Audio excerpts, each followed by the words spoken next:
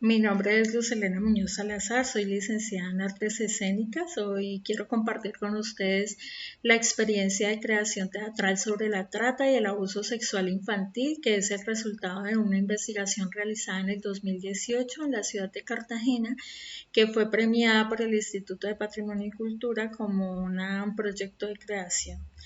Eh, esta experiencia de creación teatral nace a partir de una inquietud y es cuáles son los elementos del abuso sexual infantil a tener en cuenta dentro de una creación de una obra teatral para público, para niños, niñas y jóvenes. Entonces era la primera vez que asumía la puesta en escena de una obra con una temática de estas características, por lo tanto quería ser cuidadosa en la selección de las variables o los temas o los elementos que entraban en juego para la creación del espectáculo. Para ese espectáculo, o para ese proceso de creación más bien, invité a dos actores profesionales, una actriz, Aurora Carcas, y a un actor, Ederson Amador. Y digamos, nos planteamos o me planteó un objetivo que era primero indagar escénicamente sobre las percepciones de este equipo de actores o de esta actriz y este actor acerca del abuso sexual infantil en un primer momento. En un segundo momento, el objetivo fue comprender escénicamente las percepciones que tienen las y los espectadores acerca de la solución de conflictos asociados al abuso infantil. Y el tercer y último objetivo que me planteé fue construir una puesta en escena a partir de esas percepciones de los actores y a partir de esas percepciones de los espectadores, para que fuera, digamos, de alguna manera una puesta en escena que recogiera las voces de las diversas partes y no una, digamos, visión centrada en mi percepción del tema, mi única percepción, la única forma de percibirlo. La metodología se desarrolló bajo un enfoque cualitativo. El diseño fue investigación-acción, pero hicimos una variable porque generalmente se conoce este diseño como investigación-acción-participación y la variable que le hice fue investigación-acción-creación, ya que la última fase estaba dedicada a la puesta en escena. Es un diseño que he utilizado recurrentemente a partir de hace unos 3, 4 años lo vengo utilizando y ha sido bastante efectivo para integrar las voces de diferentes sectores frente a un mismo tema específico, sobre temas sociales específicamente. Utilizamos la técnica del teatro foro, que es una técnica tomada del teatro, específicamente del autor Augusto Boal, que es uno de los principales escultores teatristas latinoamericanos, pues el teatro foro es una herramienta de participación social, de construcción y reconciliación social que aporta, digamos, desde diferentes perspectivas a la investigación y a la creación. La muestra estuvo constituida por diferentes sectores, como ya les hablé anteriormente. Básicamente estuvo constituida en un primer momento por un actor que es Ederson Amador, una actriz que es Aurora Cabarcas. Luego hubo otro segmento de muestra que fue 30 espectadores de diferentes comunidades que ahora les voy a mencionar cuáles fueron, comunidades vulnerables del municipio de Cartagena. Y finalmente la última muestra estuvo constituida o apoyada por dos expertos de la División de Infancia y de la Policía, de la División de la Policía de Infancia y Adolescencia. Los instrumentos a través de los cuales se levantó la información fue la bitácora estructurada del montaje y unas fichas de registro de las 6 grabaciones de los 6 foros que realizamos en comunidades. Y luego a esas bitácoras y a esas fichas de registro de las grabaciones de los foros le realizamos un análisis de contenido para poder, digamos, extraer de allí aquellos elementos fundamentales que eran necesarios tener en cuenta para la puesta en escena desde una una visión múltiple de la problemática social. Como optamos por el diseño de la investigación, acción, creación, dividimos las fases del proceso en esas 3 fases: investigación, acción, creación.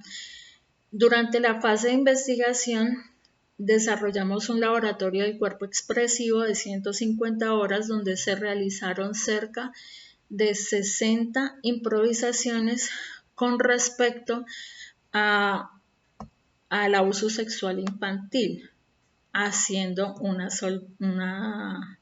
salvedad. Es que el abuso sexual infantil, según Lagos y Céspedes 2016, tiene una división o una tipología.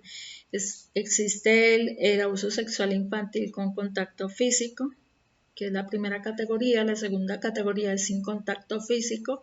La tercera categoría es explotación sexual y la quinta categoría es un abuso sexual infantil desde el enfoque de lo cultural, dentro de la cual ubican específicamente el tema de la ablación quirúrgica del clítoris, el casamiento de niños y niñas sin su consentimiento y los rituales satánicos.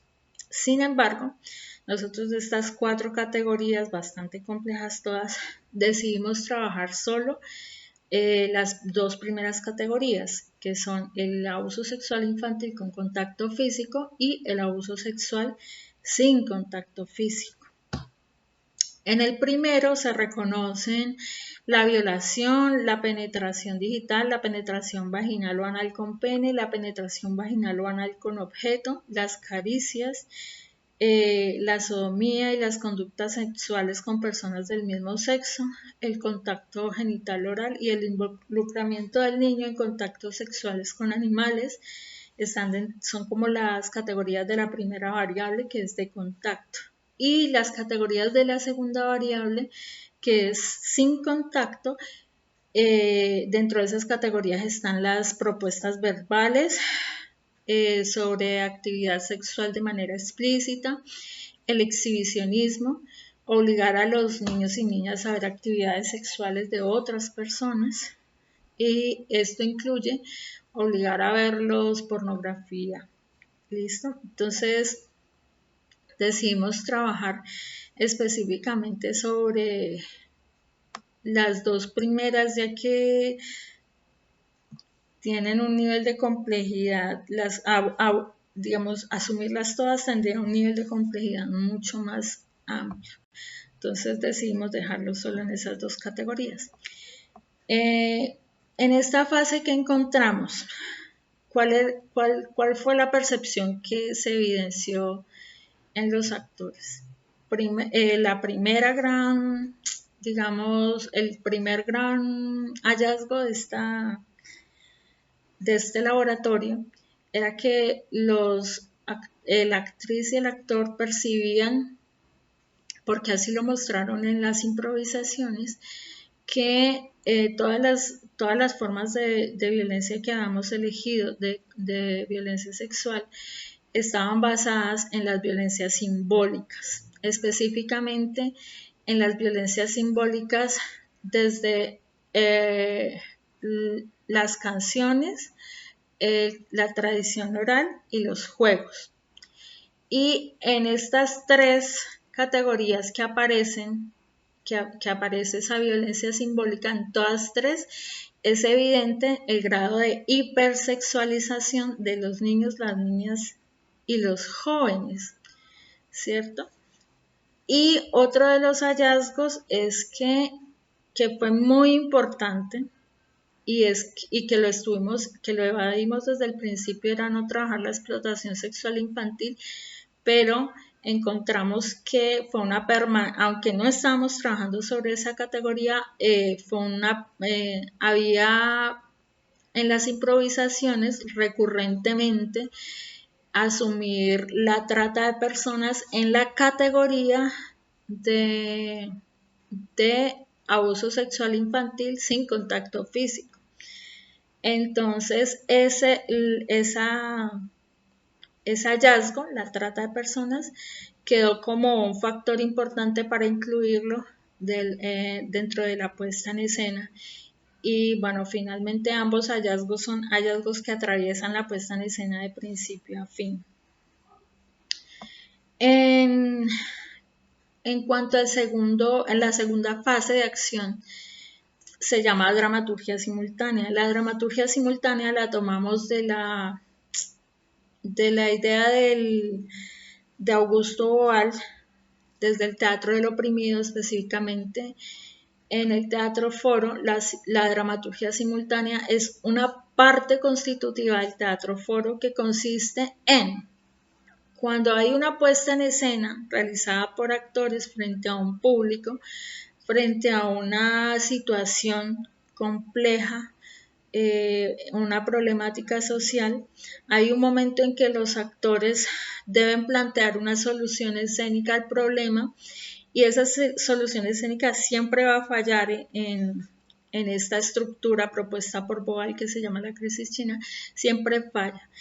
Cuando falla la solución propuesta adrede por los actores, se hace un pare de la puesta en escena y se entabla un diálogo con el público, donde el público puede problematizar esa solución que acaban de plantear los autores, y además de problematizarla pueden proponer nuevas soluciones a ese conflicto social. En este caso, el conflicto social era el abuso sexual infantil. Cuando el público problematiza esta situación, tiene la opción de subir al escenario con los actores y replantear el final de la situación, ¿sí? El final de la situación, actuando, tomando el rol de alguno de los personajes y actuando como si fuera el personaje, ¿sí? Augusto Boal lo denomina un ensayo de lo que haría cualquier ciudadano o ciudadana frente a un conflicto social. Entonces está ensayando lo que luego va a hacer en realidad. Ahí, digamos, hay una transformación simbólica a corto y a largo plazo. ¿Qué encontramos en esa fase? Bueno, antes de decir qué encontramos, sería importante decir que nosotros fuimos con un primer espectáculo que creamos de 30 minutos, fuimos a varias comunidades de ese municipio. Entonces fuimos a Punta Canoa, La Boquilla y Manzanillo del Mar, que son como una especie de barrios costeros o que pertenecen a Cartagena de Indias. Fuimos al barrio La Herrera, que ya es un barrio que está al interior de la ciudad. En estos lugares, tanto en Manzanillo, en La Boquilla, como en Punta Canoa, trabajamos con población de niños, niñas y jóvenes que estaban ubicados o, digamos, focalizados por las bibliotecas públicas municipales. También pasó así en La Herrera. En la Universidad del SINU trabajamos con una población completamente diferente, que en este caso fueron universitarios, la mayoría de ellos de la carrera de psicología y de derecho. Y luego hicimos una muestra, una función de la obra en la Récula del Ovejo, que es una sala de teatro profesional en la ciudad de Cartagena, donde había un público completamente diferente, que era pues artistas y cultores de la ciudad de Cartagena. Lo cual fue muy interesante porque esto permitía hacer una recolección de una diversidad de perspectivas, desde los niños, niñas y jóvenes, desde los abogados, desde los psicólogos y desde los artistas profesionales, que seguramente en sus trabajos creativos han venido integrando muy seguramente, porque allá sucede también mucho, las problemáticas sociales a su obra. Entonces, ¿qué encontramos en esta fase? Encontramos que en 5 de las 6 situaciones, las personas implicadas en la situación confrontan al abusador, ¿sí? Y lo castigan a través del simbolismo de llevarlo a prisión o de que llega la policía y lo atrapa. Alguien, una autoridad que resuelve, ¿no? Unas personas que se atreven a denunciar y una autoridad que resuelve efectivamente la situación. También encontramos que en 6 situaciones, o sea, en todas las situaciones, en todos los foros, una persona distinta a la víctima era quien la que generaba el cambio de la situación. Que esto es muy interesante porque, digamos, a nivel dramatúrgico, hay autoras que proponen que en una situación de abuso o en cualquier situación de opresión, es el niño o la niña quien debe impulsar simbólicamente su cambio para que eso sea digamos, una manera de ejemplo de que sí se puede impulsar, que los niños y las niñas pueden impulsar ese cambio que necesitan y que no tienen que esperar a que nadie venga a hacerlo por ellos. Otra de los hallazgos de las percepciones de los espectadores es que en todas las situaciones se incluían personajes adicionales que no habíamos planteado nosotros nunca en la historia, y el personaje con más recurrencia, los dos personajes con más recurrencia que aparecían era la policía y la madre, pero por el contexto, digamos, poblacional que teníamos, decidimos no colocar la madre dentro de la historia porque es una figura que problematiza y revictimiza la situación.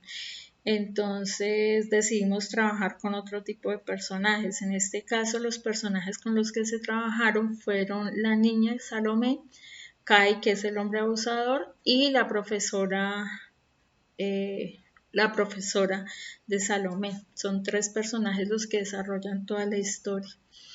Y otra de las cosas que encontramos allí fue que en todas las situaciones la profesora se apropió de la situación problemática de la niña y generó el cambio.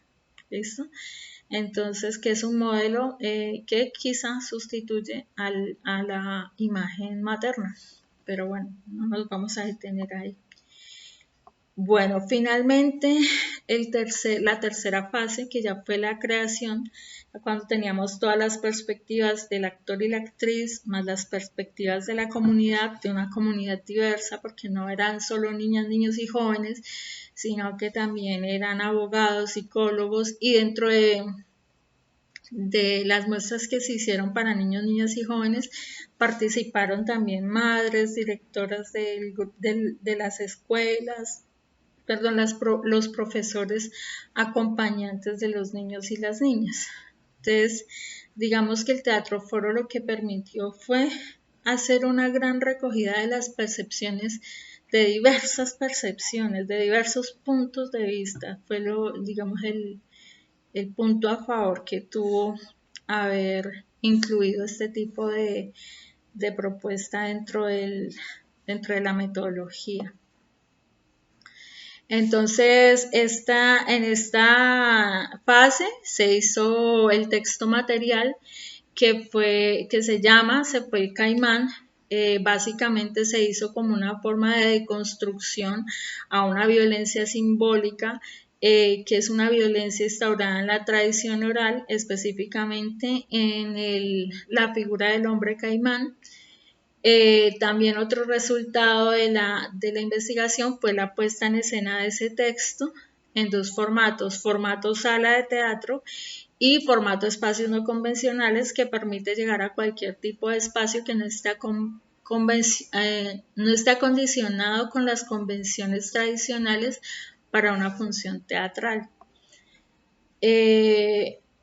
Bueno, con respecto a eso, bueno, esa investigación se desarrolló en Cartagena, pero básicamente esa investigación que lleva 2 años y se siguió yo vivo ahora aquí en el Valle del Cauca, y en el Valle del Cauca ha tenido vigencia la obra y se ha realizado con 2 repartos diferentes. ¿Listo? Ahora les quiero compartir un poco algunas, algunas problematizaciones que surgieron del análisis del análisis de contenido. Entonces, resalto otra vez que desde el punto de vista de la investigación que acabo de presentar, se encontraron como formas de violencia recurrente la violencia simbólica expresada en la música, en los juegos y en las leyendas de tradición oral, ya que incide en el aprendizaje de modelos de violencia basados en género, y en la mayoría de las improvisaciones realizadas durante esta etapa de investigación emergieron estas formas de violencia. Y de esas 3 formas de violencia escogimos, como ya les dije, la de las leyendas y la tradición oral a partir del hombre caimán, proponiendo una problematización de esa forma de violencia, haciendo una deconstrucción del modelo de hombre que plantea este mito, esta leyenda, y también del modelo de víctima que plantea, y de modelo de sociedad, porque también lo plantea. Otra cosa importante una reflexión importante, digamos, que suscitó el proceso de investigación fue que los imaginarios sociales frente al tema frente al tema de la violencia sexual no se reducen únicamente a la violencia física directa. La idea de que la violencia sexual es igual a violencia física se ha instalado en los imaginarios colectivos por diferentes vías, entre ellas por los medios de comunicación, en donde la escala de violencia de género que se promueve hace visibles solo los indicadores que responden a los grados 2 y 3, que son los más altos, y que presentan por lo general acciones de violencia física, donde el último de los indicadores es te ha intentado asesinar. Esto es tomado del violenciómetro de Profamilia. Y por el contrario, se invisibilizan las acciones correspondientes al grado 1, en el que los indicadores no hacen referencia al contacto físico. Por lo tanto, en el imaginario social no hay elementos de juicio claro para catalogar como abusiva o no cierto tipo de conductas. Cabe señalar que por lo general estas escalas que se promueven, que en el caso de Profamilia se llama violenciómetro, están diseñadas solo para medir las violencias basadas en género en las relaciones de pareja. Entonces, a partir de esta idea de que solo se muestra o que solo se hace visible los niveles más altos de violencia, o sea, solo cuando es el golpe o cuando te intentan asesinar o cuando está el morado, ¿sí? Es cuando se habla de violencia. Encontramos que era necesario durante la obra comenzar a hacer visible aquello que no reconocemos ni siquiera como violencia, como por ejemplo las mentiras, que están en la parte inferior del violenciómetro, el engaño, la manipulación, otro tipo de, digamos, de acciones que sumadas me llevan a un abuso sexual con contacto sin contacto físico, luego me pasa al nivel más alto, que es el de contacto físico, y luego muy seguramente me va a llevar al tercer nivel, que es ya el nivel de la trata o la explotación sexual. No quiere decir que se desarrolle, por eso que acabo de decir, no quiere decir que se desarrolle en esa misma escala, puede ser indiferente. La obra se promueve a través del blog de pedagogía teatral y audiovisual y a través del canal Las Dramáticas en YouTube.